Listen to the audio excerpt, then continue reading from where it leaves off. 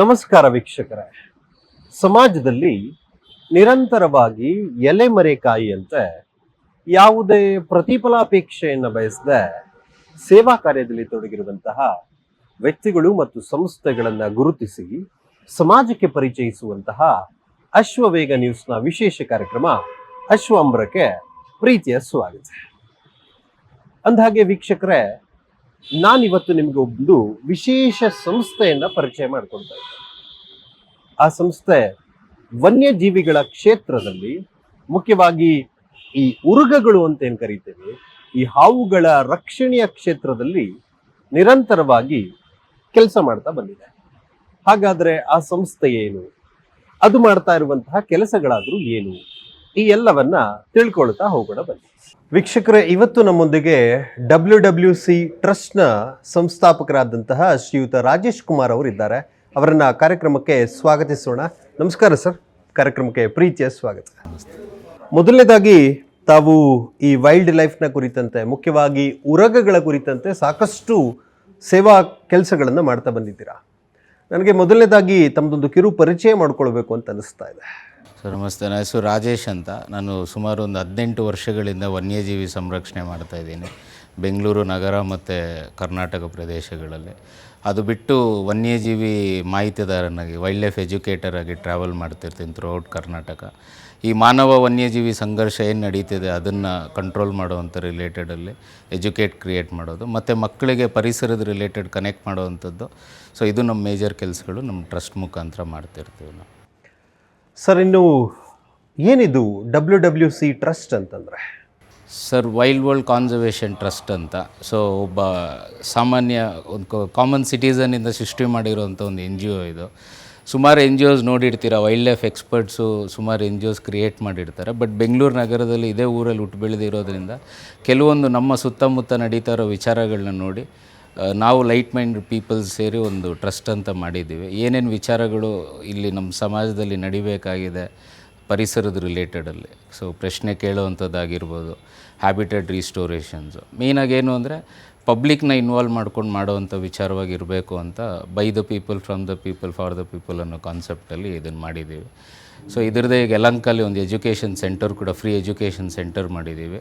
ಅಲ್ಲೂ ಪಬ್ಲಿಕ್ನ ಕನೆಕ್ಟ್ ಮಾಡೋವಂಥ ರಿಲೇಟೆಡ್ ಮಾಡ್ತಾ ಇರ್ತೀವಿ ಕೆಲಸಗಳನ್ನು. ಬಹಳ ಸಂತೋಷ ಸರ್, ಥ್ಯಾಂಕ್ ಯು. ಸಾಮಾನ್ಯವಾಗಿ ಉರಗ ಅಂತ ಹೇಳಿ ಕರಿತೀವಿ. ಕೆಲವರು ಅದನ್ನು ದೇವರು ಅಂತ ಹೇಳಿ ಪೂಜೆ ಮಾಡ್ತಾರೆ. ಇನ್ನು ಕೆಲವರು ಅದನ್ನು ಆಹಾರವಾಗಿಯೂ ಕೂಡ ಬಳಸ್ತಾರೆ. ಮತ್ತು ಕೆಲವರು ಅದನ್ನು ನೋಡಿದರೆ ಪ್ರೀತಿಯಿಂದ ಅದರ ರಕ್ಷಣೆ ಮಾಡ್ತಾರೆ. ಇನ್ನು ಕೆಲವರು ಅದು ಕಂಡ್ರೆ ಸಾಕು ಹೊಡೆದು ಸಾಯಿಸ್ತಾರೆ. ನಿಮ್ಮ ಪ್ರಕಾರ ಉರಗ ಅಂದರೆ ಏನು ಸರ್? ಸರ್, ಹಾವು ಅನ್ನೋದು ನಮ್ಮ ಸುತ್ತಮುತ್ತ ಬದುಕುವಂಥ ನಾಯಿ, ಬೆಕ್ಕು ಥರ ಅದು ಒಂದು ಜೀವಿ ಅಷ್ಟೇ. ಸೊ ಅದರ ನಾವೇನು ಫಿಲಮು, ಸೀರಿಯಲ್ಗಳನ್ನ ನೋಡಿ ಮತ್ತು ಮೂಢನಂಬಿಕೆಗಳಿಂದ ನಮ್ಮದಾದಂಥ ಒಂದು ದೊಡ್ಡ ಕಥೆಗಳನ್ನ ಅದ್ರ ಸುತ್ತಲೂ ನಾವೇ ಸೃಷ್ಟಿ ಮಾಡ್ಕೊಂಬಿಟ್ಟಿದ್ದೀವಿ. ಪ್ರತಿ 50 ಕಿಲೋಮೀಟ್ರಲ್ಲಿ ನಾವು ಕುಳಿತಿರೋ ಜಾಗದಿಂದ ನೀವು ಪ್ರತಿ 50 ಕಿಲೋಮೀಟ್ರ್ ಟ್ರಾವೆಲ್ ಮಾಡ್ತಿದ್ರೆ ಒಂದೊಂದು ಸ್ಟೋರೀಸ್ ಹೊಸದು ಕೇಳ್ಬೋದು. ಒಂದು ಊರಲ್ಲಿ ಹಾವು ಜುಟ್ಟು ಬಿಟ್ಕೊಂಡು ಬರುತ್ತೆ ಅಮಾವಾಸ್ಯೆಗೆ, ಇನ್ನೊಂದು ಊರಲ್ಲಿ 10 ತಲೆ ನಾಗರಾವು ಪೌರ್ಣಮಿಗೆ ಬಂದು ಎದ್ದು ನಿಂತ್ಕೊಂಡು. So they have their own stories to be created. But ಇದು ಯಾವುದೂ ನಿಜವಾದ ಇದಲ್ಲ. ಸೊ ಹಾವು ಅನ್ನೋದು ಇನ್ನೊಂದು ಪ್ರಾಣಿ ಅಷ್ಟೇ, ಅದು ನಮ್ಮ ದೃಷ್ಟಿಗಳಲ್ಲಿ. ಹೇಗೆ ನಾಯಿ, ಬೆಕ್ಕು ಮತ್ತು ಪಕ್ಷಿಗಳು ನೋಡ್ತೀವಿ, ಅದು ಅದರದಾದಂಥ ಒಂದು ಪ್ರಾಣಿ ಅಷ್ಟೇ. ಬಟ್ ಇದಕ್ಕೆ ಮಾತ್ರ ಯಾಕೆ ಇಷ್ಟೊಂದು ಇಂಪಾರ್ಟೆನ್ಸ್ ತೋರಿಸಿದ್ದಾರೆ ನಮ್ಮ ಕಲ್ಚರ್ಗಳಲ್ಲಿ, ಅಥವಾ ಮನುಷ್ಯನ ಹತ್ರ ಇಷ್ಟು ಇಂಪಾರ್ಟೆನ್ಸ್ ಇದೆ ಅಂದರೆ they play A major role ಅಂತ ಹೇಳ್ತೀವಿ. ನಮ್ಮದೇನು ಈಕೋಸಿಸ್ಟಮ್ ಇರುತ್ತೆ ಅದರಲ್ಲಿ ತುಂಬ ದೊಡ್ಡ ಪಾತ್ರ ಪ್ಲೇ ಮಾಡೋವಂಥದ್ದು ಹಾವುಗಳನ್ನೇ. ಇಲಿಗಳನ್ನ ಕಂಟ್ರೋಲ್ ಮಾಡೋವಂಥದ್ದಾಗಿರ್ಬೋದು, ಮತ್ತು ರೈತರ ಸ್ನೇಹಿ ಅಂತ ಹೇಳ್ತೀವಿ. ಇವತ್ತೇನು ರೈತರು ಬೆಳೆಸೋವಂಥ ಒಂದು ಗದ್ದೆಗಳಲ್ಲಿ ಅವ್ರು ಬೆಳೆಸ್ತಾರೆ, ಸೊ ಅಲ್ಲಿಂದ ಹಿಡಿದು ಹೋಲ್ಸೇಲ್ ಗೋಡೌನಿಗೆ ಬಂದು, ಗೋಡೌನಿಂದ ರಿಟೇಲ್ ಅಂಗಡಿಗೆ ಬಂದು ನಮ್ಮ ತಟ್ಟೆಗೆ ಬಂದು ಬೀಳೋ ಅಷ್ಟರಲ್ಲಿ, ಸೊ ರಿಸರ್ಚ್ ಏನು ಹೇಳುತ್ತೆ, ಇಷ್ಟು ದೊಡ್ಡ ಜರ್ನಿ ಏನು ಫುಡ್ ಮಾಡ್ಕೊಂಡು ಬರತ್ತಲ್ಲ ಅಷ್ಟರಲ್ಲಿ ಒಂದು ಸುಮಾರು ಒಂದು 20-30% ಇಲಿಗಳೇ ಕದ್ಬಿಡ್ತಾ ಇದ್ದಾವೆ ನಮ್ಮ ಊಟಗಳನ್ನ. ಸೊ ಇವತ್ತು ಎಷ್ಟೋ ಜನ ಭಾರತೀಯರು ಒಂದೊತ್ತು ಊಟ ಮಾಡಿ ಮಲಗುವಂಥ ದೇಶನೇ ನಮ್ಮದೂ ಸಹ. ಸೊ ಇಷ್ಟೊಂದು ಊಟ ಹೋಗ್ತಿದ್ರು ಇದನ್ನು ಕಂಟ್ರೋಲ್ ಮಾಡ್ತಿರೋದು ನಮ್ಮ ಹಾವುಗಳನ್ನೇ. ಯಾಕೆಂದರೆ ಅಲ್ಲೆಲ್ಲ ಹೋಗಿ ವಿಷಾನ ಇಟ್ಟು ಎಲ್ಲ ಕಡೆ ನಮ್ಮ ಕೆಲಸ ಸಾಯಿಸ್ಲಿಕ್ಕೆ ಆಗೋದಿಲ್ಲ.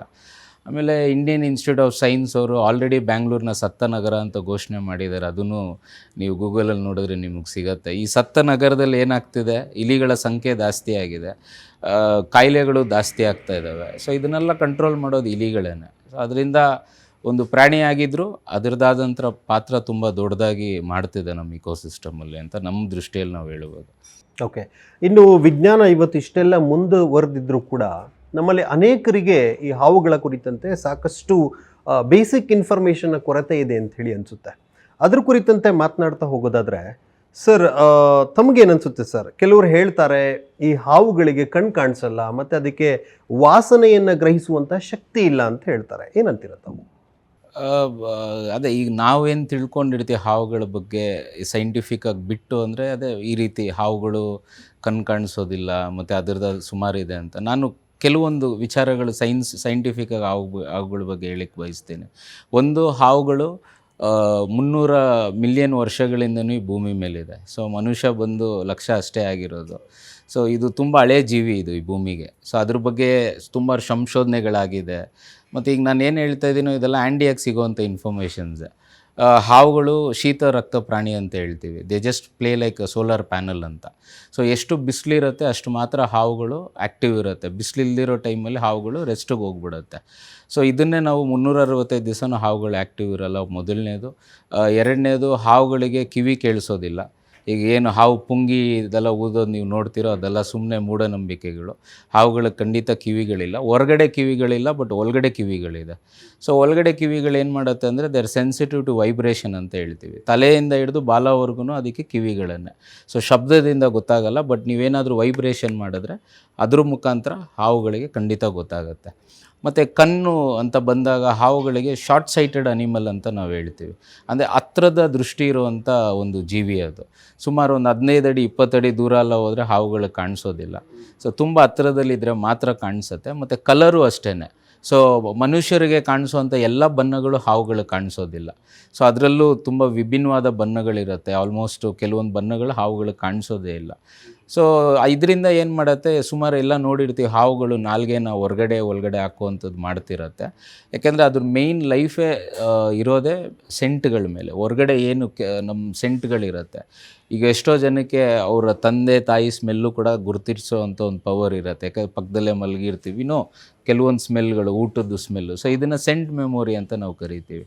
ಸೊ ಈ ಥರ ಹಾವುಗಳಲ್ಲೂ ಅಷ್ಟೇ ಆ ಸ್ಮೆಲ್ ಏನಿರುತ್ತೆ ಅದನ್ನು ಬ್ರೈನಲ್ಲಿ ಸ್ಟೋರ್ ಮಾಡ್ಕೊಂಡಿರುತ್ತೆ. ಅಲ್ಲೊಂದು ಆರ್ಗನ್ ಇದೆ ಅದು. ಸೊ ಆರ್ಗನ್ ಏನು ಮಾಡುತ್ತೆ, ಇದು ಕಲೆಕ್ಟ್ ಮಾಡೋ ಸೆಂಟ್ಗಳನ್ನೆಲ್ಲ ಬ್ರೈನಿಗೆ ಕಳಿಸಿದಾಗ ಬ್ರೈನ್ ಇನ್ಫಾರ್ಮೇಷನ್ ಕೊಡುತ್ತೆ ಅದಕ್ಕೆ. ಸೊ ನೀನು ಎದುರುಗಡೆ ಇರೋದು ಊಟನ, ಅಥವಾ ನಿನ್ನ ತಿನ್ನಕ್ಕೆ ಬಂದಿದೆಯಾ, ಅಥವಾ ನಿನಗೇನಾದರೂ ಅಪಾಯ ಇದೆಯಾ. ಸೊ ಈ ಥರ ಒಂದು 3D ವಿಷನಲ್ಲಿ ಅದಕ್ಕೆ ಕಾಣಿಸೋವಂಥದ್ದು ಅದು ಇದರಿಂದ ಗೊತ್ತಾಗುತ್ತೆ.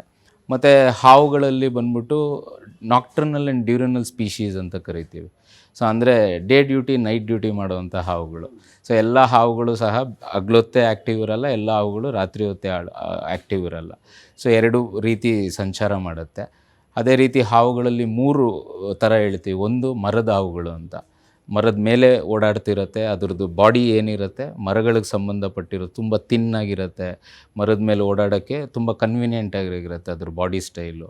ಮತ್ತು ಅದ್ರ ಊಟ ಅಂತ ನೋಡಿದ್ರೂ ಸಹ ಮೇಲಿರೋವಂಥ ಪಕ್ಷಿಗಳು, ಮೊಟ್ಟೆಗಳು, ಚಿಕ್ಕ ಚಿಕ್ಕ ಲಿಸರ್ಡ್ಸ್ ಏನು ಹೇಳ್ತೀವಿ, ಮರದ ಮೇಲೆ ಇರೋವಂಥ ಜೀವಿಗಳನ್ನ ತಿಂದು ಬದುಕ್ತಾ ಇರುತ್ತೆ.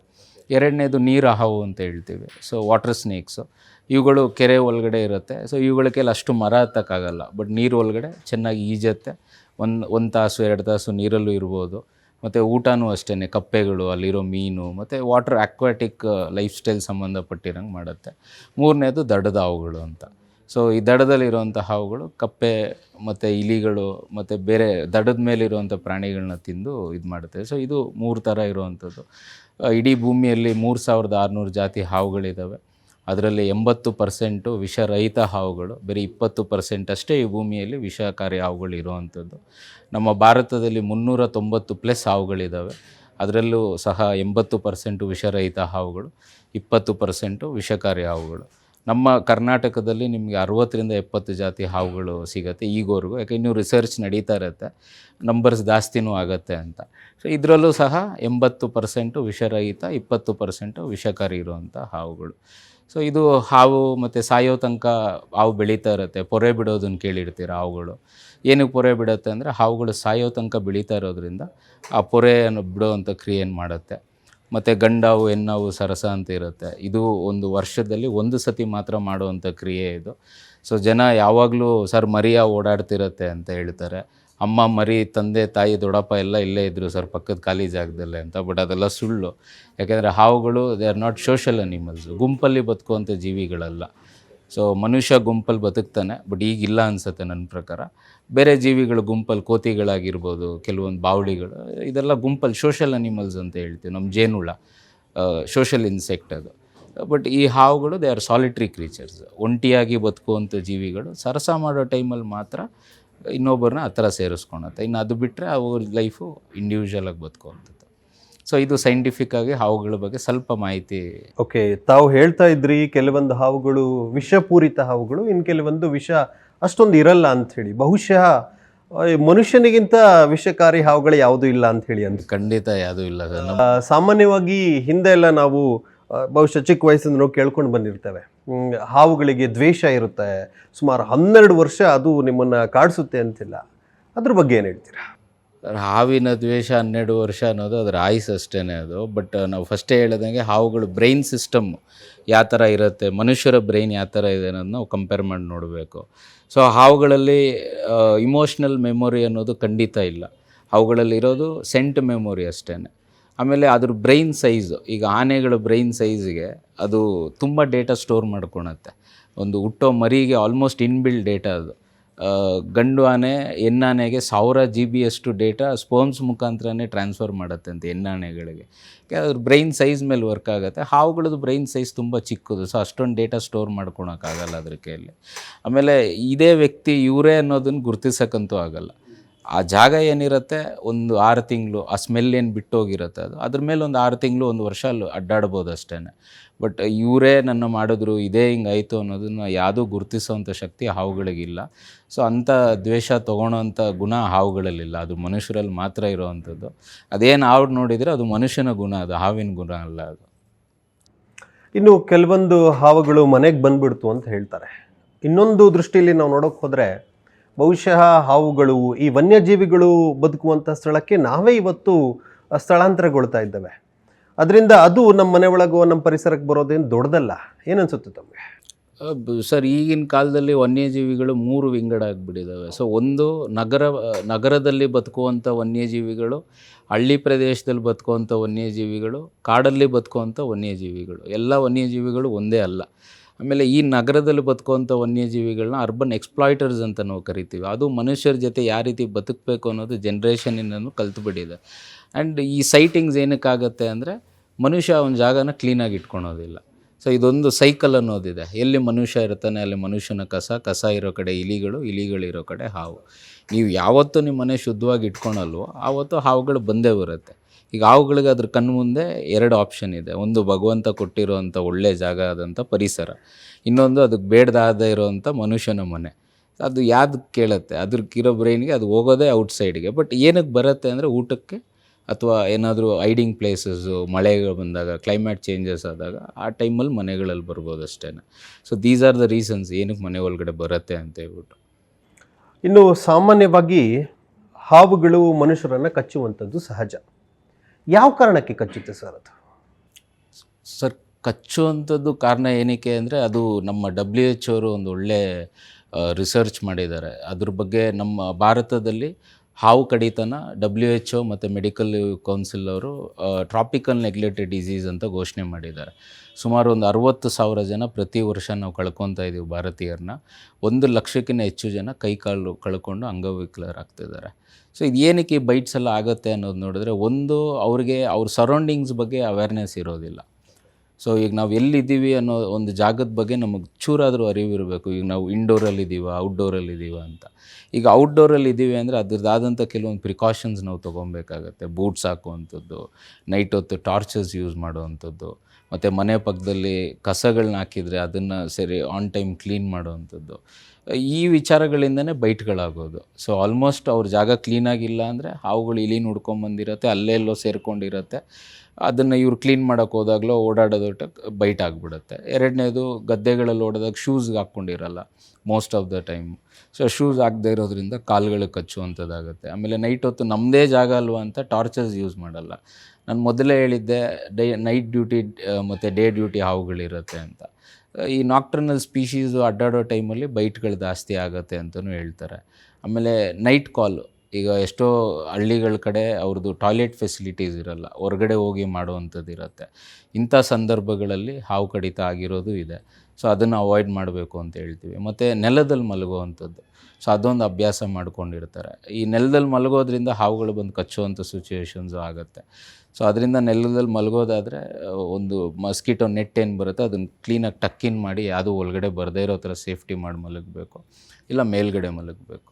ಸೊ ಈ ಬೈಟ್ಸ್ ಎಲ್ಲ ಆಗ್ತಿರೋದು ಏನಕ್ಕೆ ಅಂದರೆ ಮನುಷ್ಯನಿಗೆ ಒಂದು ಬೇಸಿಕ್ ಅವೇರ್ನೆಸ್ ಅನ್ನೋದಿಲ್ಲ. ಹಾವುಗಳೆಲ್ಲಿ ಓಡಾಡುತ್ತೆ, ಯಾವ ಟೈಮಲ್ಲಿ ಓಡಾಡುತ್ತೆ, ನಾವು ಆ ಪ್ರೆಸೆನ್ಸಲ್ಲಿ ನಾವು ಯಾವ ರೀತಿ ನಮ್ಮನ್ನು ಸೇಫ್ಟಿ ಮಾಡ್ಕೊಬೇಕು ಅನ್ನೋದು ಈ ಅವೇರ್ನೆಸ್ ಕೊರತೆಗಳಿಂದ ಈ ಬೈಟ್ಗಳು ಜಾಸ್ತಿ ಆಗ್ತಿದೆ ಅಂತ ಹೇಳ್ಬೋದು. ಸರ್, ಆಗಲೇ ಮಾತನಾಡ್ತಾ ಇದ್ವಿ, ತಕ್ಷಣ ಹಾವು ಕಡಿದ್ರೆ ಏನು ಮಾಡಬೇಕು? ಸರ್, ಒಳ್ಳೆ ಪ್ರಶ್ನೆ. ಈಗ ಇಷ್ಟು ಸಾವು ನೋವುಗಳಾಗ್ತಿರೋದೇ ಇದೊಂದೇ ವಿಚಾರಗಳಿಂದ. ಏನು ಮಾಡಬೇಕು ಅನ್ನೋದು ಜನಗಳಿಗೆ ಗೊತ್ತಿಲ್ಲದೆ, ನಮ್ಮ ಜನ ಎಲ್ಲ ಕಲ್ತಿರೋದು ಫಿಲಮ್ ಸೀರಿಯಲ್ಗಳನ್ನ ನೋಡಿ. ಪಾಪ ಈ ಹಾವು ಕಡಿತನ ಹೇಗೆ ಹ್ಯಾಂಡ್ಲ್ ಮಾಡಬೇಕು ಅನ್ನೋದು ಫಿಲಮು ಸೀರಿಯಲ್ ನೋಡೇ ಕಲ್ತ್ಬಿಟ್ಟಿದ್ದಾರೆ. ಒಬ್ಬ ಹೀರೋ ಬಂದು ಕಟ್ ಮಾಡಿ ಅದನ್ನು ಸಕ್ ಮಾಡಿ ತೆಗೆಯುವಂಥದ್ದು, ಆ ವೆನಮ್ನ, ಮತ್ತು ಆ ಜಾಗದಲ್ಲಿ ದಾರ ಕಟ್ಟುವಂಥದ್ದು, ಇದೆಲ್ಲ ನಾವೇನು ನೋಡ್ತಿದ್ದೀವಿ. ನಿಜವಾಗ್ಲೂ ಇದನ್ನೆಲ್ಲ ನಮ್ಮನ್ನು ಕಾಪಾಡತ್ತ ಅಂತ ನೋಡಿದ್ರೆ ಇದೇ ಬೇಗ ಸಾಯಿಸುವಂಥದ್ದು. ಸೊ ಕೆಲವೊಂದು ಪಾಯಿಂಟ್ಸ್ ನಾನು ಹೇಳಕ್ಕೆ ಬಯಸ್ತೀನಿ. ಏನು ನಮ್ಮ ಭಾರತದಲ್ಲಿ ಇವತ್ತು ಟ್ರಾಪಿಕಲ್ ನೆಗ್ಲೆಕ್ಟೆಡ್ ಡಿಸೀಸ್ ಅಂತ ಘೋಷಣೆ ಮಾಡಿರೋದಕ್ಕೆ ಮೇನ್ ಕಾರಣ ಏನು ಅಂದರೆ, ನಾವು ಡು ನಾಟ್ಸ್ ಅಂದರೆ ಏನು ಮಾಡಬಾರ್ದು ಅದನ್ನು ತುಂಬ ಗಮನವಾಗಿಟ್ಟು ನಾವು ಮಾಡ್ತಾಯಿದ್ದೀವಿ ಭಾರತೀಯರು. ಮಾಡಬೇಕಾಗಿರೋ ವಿಚಾರ ತುಂಬ ಕಡಿಮೆನೇ ಸ್ನೇಕ್ ಬೈಟಲ್ಲಿ, ಬಟ್ ಏನು ಮಾಡಬಾರ್ದು ಅದನ್ನು ತುಂಬ ಕಾನ್ಸಂಟ್ರೇಟಾಗಿ ಮಾಡ್ತಾಯಿದ್ದೀವಿ. ಸೊ ಏನು ಮಾಡಬಾರ್ದು ಹಾವು ಕಚ್ಚಿದಾಗ ಅಂತ ನೋಡಿದಾಗ, ಮೊದಲನೇದಾಗಿ ಫಸ್ಟು ಹಾವು ಕಚ್ಚಿಸ್ಕೊಂಡಿರೋಂಥ ವ್ಯಕ್ತಿ ಯಾರು ಇರ್ತಾರೆ ಅವರು ಗಾಬರಿಗೊಳಗಾಗಬಾರ್ದು. ಸೊ ಕಾಮಾಗಿರಬೇಕು. ಸುಮಾರು ಜನ ಪ್ರಶ್ನೆ ನಾನು ಸೋಷಿಯಲ್ ಮೀಡಿಯಲ್ಲೂ ನೋಡ್ತಿದ್ದೆ, ಹಾವು ಕಚ್ಚಿಸ್ಕೊಂಡಾಗ ನಗ್ನಗ್ತಾ ಅಲ್ಲೇ ಕೂತಿರೋಕ್ಕಾಗತ್ತಾ ಅಂತ ಹೇಳ್ಬಿಟ್ಟು. ಬಟ್ ಪ್ರಶ್ನೆ ಏನಕ್ಕೆ ಅವ್ರು ಗಾಬರಿ ಆಗಬಾರ್ದು ಅಂದರೆ, ಹಾರ್ಟ್ ಬೀಟ್ ಜಾಸ್ತಿ ಆದಷ್ಟು ಬ್ಲಡ್ ಸರ್ಕ್ಯುಲೇಷನ್ ಜಾಸ್ತಿ ಆಗುತ್ತೆ. ಸೊ ಎಲ್ಲೋ ಒಂದು ಕಡೆ ಇರೋವಂಥ ವೆನಮ್ನ ನಾವು ಬೇಗ ಬಾಡಿ ಪೂರ್ತಿ ಸರ್ಕ್ಯುಲೇಟ್ ಮಾಡೋಕ್ಕೆ ಹೆಲ್ಪ್ ಮಾಡ್ತಿರ್ತೀವಿ. ಸೊ ಅದರಿಂದ ಸ್ವಲ್ಪ ಕಾಮಾಗಿದ್ದಾಗ ಅದು ಯಾವುದೇ ರೀತಿ ಇದಾಗಬೇಕು. ಸೊ ಗಾಬರಿಗೊಳಗಾಗಬಾರ್ದು, ಆ ವಿಕ್ಟಿಮ್ನ ಭಯ ಬೀಳಿಸೋದು, ನೀನು ಸತ್ತೋಗ್ತೀಯ ಅನ್ನೋದು, ಇನ್ನೊಂದು ಈ ರೀತಿ ಯಾವುದೂ ಮಾಡಬಾರ್ದು. ಎರಡನೇದಾಗಿ, ಆ ವಿಕ್ಟಿಮ್ ಯಾರು ಕಚ್ಚಿಸ್ಕೊಂಡಿರ್ತಾರೆ ಅವ್ರಿಗೆ ದಾರ ಕಟ್ಟಬಾರ್ದು. ಸೊ ಎಷ್ಟೋ ಜನ ಏನು ಮಾಡ್ತಾರೆ, ಹಾವು ಕಡ್ದಿರೋಂಥ ಜಾಗದಲ್ಲಿ ಮೇಲೆ ಇಲ್ಲ ಕೆಳಗಡೆ ದಾರ ಕಟ್ಟಿಬಿಡ್ತಾರೆ ಟೈಟಾಗಿ. ಸೊ ಏನಕ್ಕೆ ದಾರ ಕಟ್ಟಬಾರ್ದು ಮೇಯ್ನಾಗಿ ಅಂತ ನೋಡಿದ್ರೆ, ನೋಡಿ ನಮ್ಮ ನರಗಳೇನಿರುತ್ತೆ ಅದು ಯಾವಾಗಲೂ ಬ್ಲಡ್ ಪಂಪ್ ಮಾಡ್ತಾ ಇರುತ್ತೆ. ಸೊ ಎರಡು ವಿಚಾರ. ಒಂದು, ಆ ದಾರ ನೀವೇನು ಕಟ್ಬಿಟ್ಟು ನೀವೇ ಬಿಚ್ಚಿದ್ರೆ ಹಾರ್ಟ್ ಅಟ್ಯಾಕಲ್ಲಿ ಸತ್ತೋಗ್ಬಿಡ್ತೀರಿ. ಯಾಕೆ ಪ್ರೆಷರ್ ಸೀದಾ ಹೋಗಿ ಹಾರ್ಟಿಗೆ ಹೊಡಿಯುತ್ತೆ. ಸೊ ಡಾಕ್ಟರ್ಸ್ ಏನು ಮಾಡ್ತಾರೆ, 1 ಅಥವಾ 2 ಇನ್ನೊಂದು ದಾರಗಳನ್ನ ಕಟ್ಟಿ ಆ ಪ್ರೆಷರ್ನ ಕಡಿಮೆ ಮಾಡೋಕ್ಕೆ ಟ್ರೈ ಮಾಡ್ತಾರೆ. ಆಗಿಲ್ಲ ಅಂದರೆ ಅದಷ್ಟನ್ನು ಕಟ್ ಮಾಡಿ ಓಪನ್ ಮಾಡಿ ಇಟ್ಬಿಡ್ತಾರೆ. ಒಂದು ರೀಸನ್ ಇದು. ಮತ್ತು ಎರಡನೇದು, ಹಾವು ವಿಷ ನಿಮ್ಮ ಇಡೀ ದೇಹನ ಹೋಗಿ ಸಾಯಿಸಲಿಕ್ಕೆ ಟೈಮ್ ಹಿಡಿಯುತ್ತೆ. ಬಟ್ ನಾವು ಇಲ್ಲಿ ಕಟ್ಟಿದಾಗ ಏನು ಮಾಡ್ತೀವಿ ಅಂದರೆ ಇಷ್ಟು ಭಾಗ ಅದಕ್ಕೆ ಕೊಟ್ಬಿಡ್ತಾ ಇದ್ದೀವಿ. ಸೊ ಅದನ್ನು ಆ್ಯಂಪಿಟೇಟ್ ಮಾಡಿ ತೆಗಿಬೇಕಾಗತ್ತೆ. ಸೊ ಅದರಿಂದ ಮೇಯ್ನು ದಾರ ಕಟ್ಟಬಾರ್ದು ಅಂತ ಹೇಳುವಂಥದ್ದು. ಆಮೇಲೆ ಎರಡನೇದು, ಬ್ಲೇಡ್ ಹಾಕಿ ಕಟ್ ಮಾಡ್ತಾರೆ, ಆ ಜಾಗದಲ್ಲಿ ಬ್ಲಡ್ ಫ್ಲೋ ಮಾಡೋಕ್ಕೆ ಬಿಡ್ತಾರೆ, ಅಥವಾ ಸಕ್ ಮಾಡಿ ಆ ವಿಷನ ತೆಗೆದು ಆಚೆ ಹಾಕಕ್ಕೆ ಬಿಡ್ತಾರೆ.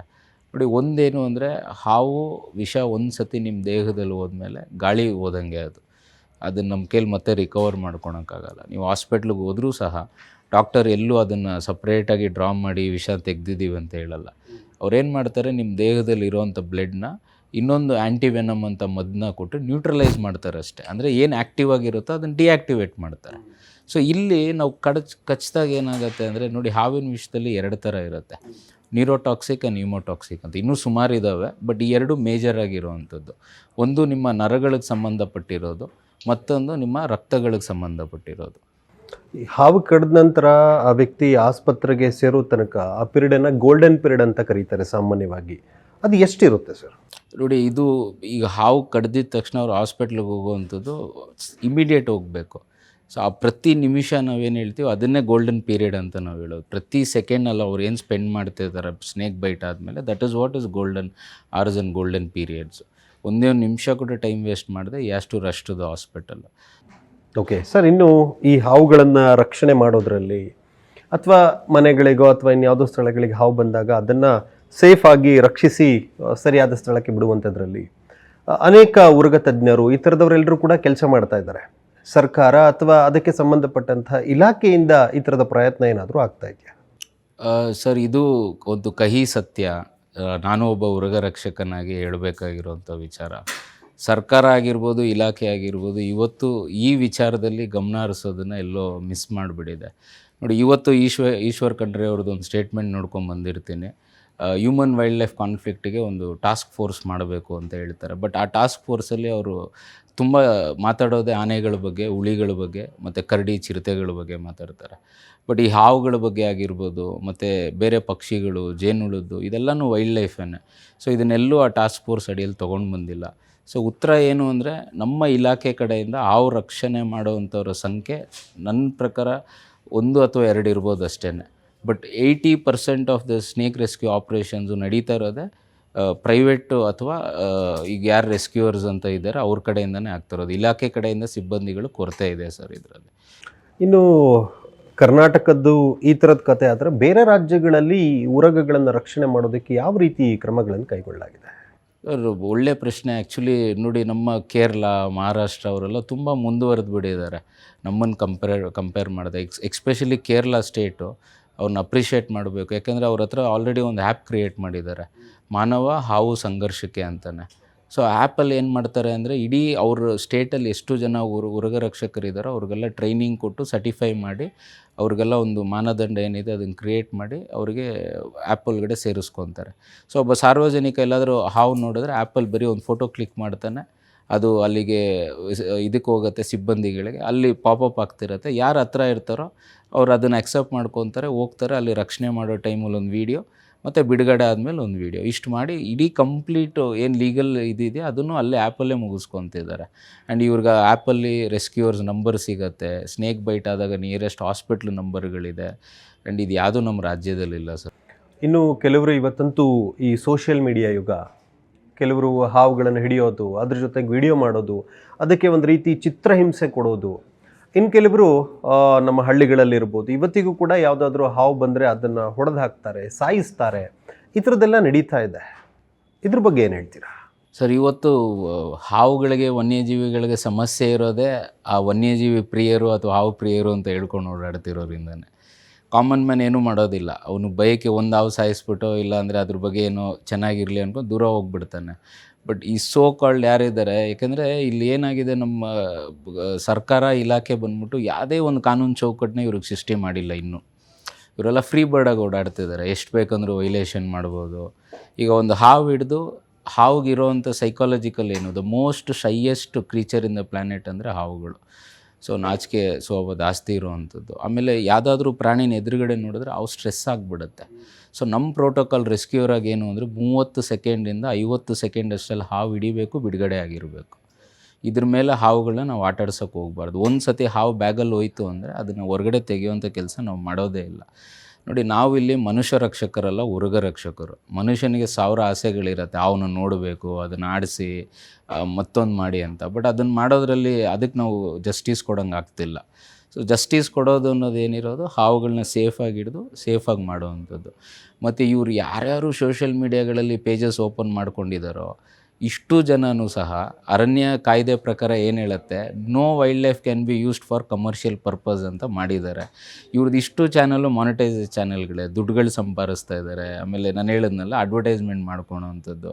ಇವ್ರ ಮೇಲೆಲ್ಲ ಕಠಿಣವಾದ ಕ್ರಮ ಕೈಗೊಳ್ಳಬೇಕು ಆ್ಯಕ್ಚುಲಿ. ಯಾಕೆಂದರೆ ಇದೆಲ್ಲ ಇಲ್ಲೀಗಲ್ ಚಾನಲ್ಸ್ ಇದೆಲ್ಲ ನಮ್ಮ ಇಂಡಿಯಲ್ಲಿ. ಅದು ಎಕ್ಸ್ಪೆಷಲಿ ಸ್ನೇಕ್ ರಿಲೇಟೆಡ್ ಏನಿದೆಯೋ ಇದರಲ್ಲಿ ಎಷ್ಟೋ ಜನ ದೊಡ್ಡ ದೊಡ್ಡ ಕಾನ್ಸರ್ವೇಷನಿಸ್ಟ್ಗಳೇ ಅವರ ಒಂದು ಪಾಲನ್ನ ಕೊಟ್ಟಿದ್ದಾರೆ. ಯಾಕೆ ಅವ್ರದ್ದೇ ಸುಮಾರು ಚಾನಲ್ಗಳಿದ್ದಾವೆ. ಈಗ ಏನಾಗುತ್ತೆ, ನಾರ್ಮಲಾಗಿ ಒಂದು ರೆಸ್ಕ್ಯೂ ಮಾಡೋಕ್ಕೆ ಹೋಗ್ಬೇಕಂದ್ರೆ 30ರಿಂದ 40 ಸೆಕೆಂಡ್ ಆಗ್ಬೋದು ಅಂದ್ಕೊಳ್ಳಿ, ಡಿಪೆಂಡ್ಸ್ ಆನ್ ಸಿಚುವೇಶನ್ಸ್ ಅಗೇನ. ಬಟ್ ಈ ಕ್ಯಾಮ್ರಾಗಳಿದೆ, ಜನ ನೋಡ್ತಿದ್ದಾರೆ ಅಂದರೆ ಅದು 5 ನಿಮಿಷ 10 ನಿಮಿಷ ಆಗುತ್ತೆ. ಆಮೇಲೆ ಹಾವುಗಳನ್ನ ಇಟ್ಕೊಂಡು ಎಕ್ಸ್ಪ್ಲೇನ್ ಮಾಡ್ತಾರೆ, ಯಾವ ನೋಡಿ ಹೆಂಗಿದೆ ಇದು. ಈಗ ಟೈಗರ್ ಬಗ್ಗೆ ಎಕ್ಸ್ಪ್ಲೇನ್ ಮಾಡಬೇಕಂದ್ರೆ ಟೈಗರ್ನ ಪಕ್ಕದಲ್ಲಿ ಕೂಡಿಸ್ಕೊಂಡು ಮಾಡೋಕ್ಕಾಗತ್ತೆ ಸರ್? ಇವ್ರಿಗೆ ಏನು ಅಂದರೆ ಅದೊಂದು ಪಾಪ, ಅದು ನಮ್ಮ ಪ್ರಕಾರ ಏನು ಅಂದರೆ ಪಾಪ ಅದೊಂದು ಹುಳ ಬಂದ್ಬಿಟ್ಟು ಪಾಪದ ಹುಳ ಅದು. ಅದ್ರ ಸುತ್ತಲೂ ಇವರೇನು ಸೃಷ್ಟಿ ಮಾಡಿಟ್ಟಿದ್ದಾರೆ ನೋಡಿ, ಆ ಭಯದ ಲೋಕ, ಅದು ಇವ್ರನ್ನ ಇನ್ನೂ ಸಸ್ಟೈನ್ ಮಾಡೋಕ್ಕೆ ಬಿಟ್ಬಿಟ್ಟಿದೆ. ಬಟ್ ನೀವು ಈಗಲೂ ನಾವು ಕೂತಿರೋ ಜಾಗದಲ್ಲಿ 2 ಹಾವುಗಳು ಎತ್ಬಿಟ್ರೆ ಅದು ನಮ್ಮ ಕಡೆ ಬರಲ್ಲ, ನಮ್ಮಿಂದ ದೂರ ಹೋಗುತ್ತೆ. ಇದೇ ಹಾವುಗಳದ್ದು ಇರೋವಂಥದ್ದು. They don't come towards that, they go away from us. So ಈ ಹುಳನ ಇಟ್ಕೊಂಡು ನಾನು ಉರಗ ರಕ್ಷಕ ಮತ್ತು ಇನ್ನೊಂದು ರೀತಿ ಫ್ರೇಮ್ಗಳು ಮಾಡೋವಂಥದ್ದು. ಬಟ್ ಹಾವ್ಗೇನು ಮಾಡಿದ್ದೀವಿ ಅಂದರೆ ಕೊನೆಯದಾಗಿ ಇವರು ಚಾನೆಲ್ಗಳಿಂದನೂ ಇದರಿಂದನೂ ಎಲ್ಲ ಪ್ರಶ್ನೆನೇ ಸರ್, ಏನು ಅದಕ್ಕಂತೂ ಒಳ್ಳೆಯದಾಗಿಲ್ಲ. ಸೊ ಸರ್ಕಾರ ಮುಂದೆ ಬಂದು ಈ ಥರ ಚಾನೆಲ್ಗಳನ್ನ ಬ್ಯಾನ್ ಮಾಡಬೇಕು, ಇವರಿಗೆ ಕಠಿಣವಾದ ಕ್ರಮ ಕೈಗೊಳ್ಳಬೇಕು. ಮತ್ತು ಲೋಕಲ್ DCFಗಳು ಯಾರಿರ್ತಾರೆ, ಡಿಸ್ಟ್ರಿಕ್ಟ್ ಫಾರೆಸ್ಟ್ ಆಫೀಸರ್ಸ್ ಯಾರಿರ್ತಾರೆ, ಅವರು ಇದನ್ನು ಗಮನ ಹರಿಸಿ ಅವ್ರವ್ರ ಜಿಲ್ಲೆಗಳಲ್ಲಿ ಯಾರ್ಯಾರು ಚಾನೆಲ್ಗಳು ಓಪನ್ ಮಾಡಿರ್ತಾರೆ ಅವ್ರಿಗೆಲ್ಲ ನೋಟಿಸ್ ಇಶ್ಯೂ ಮಾಡಿ ಕರೆಸಿ ಒಂದು ವಾರ್ನ್ ಮಾಡಬೇಕು. ಇಲ್ಲಾಂದರೆ ಒಂದು ಲೈಸೆನ್ಸ್ ಆದರೂ ಕೊಟ್ಬಿಡಿ ಅವ್ರಿಗೆ, ನೀವು ಹೇಗಾದರೂ ಮಾಡ್ಕೊಳ್ಳಿ ಅಂತ. ಎರಡೂ ಇಲ್ಲದೆ ಮಧ್ಯದಲ್ಲಿ ಎತ್ಕೊಂಡು ಹೋಗುವಂಥದ್ದು ಮನುಷ್ಯನಿಗೂ ಅದು ಪ್ರಾಣಹಾನಿನೇ, ಹಾವುಗಳಿಗೂ ಪ್ರಾಣಹಾನಿನೇ.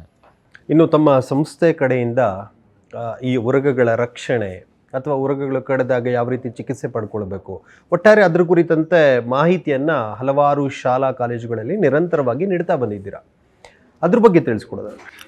ಸರ್, ನಾವು ಈಗ ಆಲ್ಮೋಸ್ಟ್ ಒಂದು 10 ವರ್ಷದಿಂದನೂ ಈ ಪ್ರೋಗ್ರಾಮ್ ಮಾಡ್ತಾ ಇದ್ದೀವಿ. ಅದರಲ್ಲಿ ಈಗ ಪ್ರಾಜೆಕ್ಟ್ ಉರ್ಗ ಅಂತ ಒಂದು ಮಾಡಿದ್ದೀವಿ. ಕರ್ನಾಟಕದಲ್ಲಿ ಎಷ್ಟು ಪಿನ್ ಕೋಡ್ಸ್ ಇದ್ದಾವೆ, ಎಷ್ಟು ಹಳ್ಳಿಗಳಿದ್ದಾವೆ, ಆಲ್ಮೋಸ್ಟ್ 27,000 ಚಿಲ್ಲರೆ ಹಳ್ಳಿಗಳಿಗೂ ನಮ್ಮ ಪಯಣ ನಾವು ಸ್ಟಾರ್ಟ್ ಮಾಡ್ತಾ ಇದ್ದೀವಿ. ಸೊ ಅದನ್ನು GKVK ಮುಖಾಂತರನೂ ಮಾಡಿದ್ದೀವಿ. ಇನ್ನೂ ಎಷ್ಟು ವರ್ಷ ಆಗುತ್ತೆ ಗೊತ್ತಿಲ್ಲ, ಬಟ್ ಎಲ್ಲ ಹಳ್ಳಿಗಳಿಗೂ ಹೋಗಿ ಈ ಜಾಗೃತಿ ಮೂಡಿಸೋವರೆಗೂ ನಾವು ಪಯಣ ಖಂಡಿತ ಇರುತ್ತೆ. ಸೊ ನಮ್ಮ ಉದ್ದೇಶ ಏನು ಅಂದರೆ ಹಾವು ಹಿಡಿಯೋದು ಹಾವು ರಕ್ಷಣೆ ಅಲ್ಲ, ಹಾವು ಜೊತೆ ಬದುಕೋದು ಹಾವಿನ ರಕ್ಷಣೆ. ಸೊ ಮುಂದಿನ ಪೀಳಿಗೆಗಳಿಗೆ ನಮ್ಮ ದೇಶ ಈಗ ನನ್ನ ಗಾಳಿ, ನನ್ನ ಊಟ, ನನ್ನ ಪರಿಸರ ಇವತ್ತೇನಿದೆಯೋ ನನ್ನ ಹಿಂದೆ ಇರೋರು ಯಾರೋ ನನಗೆ ಉಳಿಸ್ಕೊಟ್ಬಿಟ್ಟು ಹೋಗಿರೋ ಅಂಥದ್ದು. ಸೊ ನನ್ನ ಕರ್ತವ್ಯ ಏನು, ಈ ದೇಶದ ಪ್ರಜೆಗಳಾದಮೇಲೆ ಆರ್ಟಿಕಲ್ 51 AG ಅಂತ ಹೇಳುತ್ತೆ, ಈ ದೇಶದಲ್ಲಿ ಹುಟ್ಟಿರುವಂಥ ಪ್ರತಿ ನಾಗರಿಕರಿಗೂ ಮೊದಲನೇ ಡ್ಯೂಟಿ ಏನು ಅಂದರೆ ಫಂಡಮೆಂಟಲ್ ಡ್ಯೂಟೀಸ್ ಆ್ಯಂಡ್ ರೈಟ್ಸ್ ಅಂತ ನಾವೇನು ಕರಿತೀವಿ. ಅದರಲ್ಲಿ ಫಂಡಮೆಂಟಲ್ ಡ್ಯೂಟಿ ಏನಿದೆ ಅಂದರೆ ಈ ಕೆರೆ, ಕಾಡು, ನದಿಗಳು, ಪ್ರಾಣಿಗಳು, ವನ್ಯಜೀವಿನ ಉಳಿಸೋದು ಈ ದೇಶದ ಪ್ರಜೆಗಳಾಗಿ ನಮ್ಮ ಮೊದಲನೇ ಕರ್ತವ್ಯ. ಸೊ ಆ ಕರ್ತವ್ಯನ ಚಲಾಯಿಸೋದ್ರಲ್ಲಿ ನಮಗೆ ತುಂಬ ಹೆಮ್ಮೆ ಇದೆ, ಖುಷಿ ಇದೆ.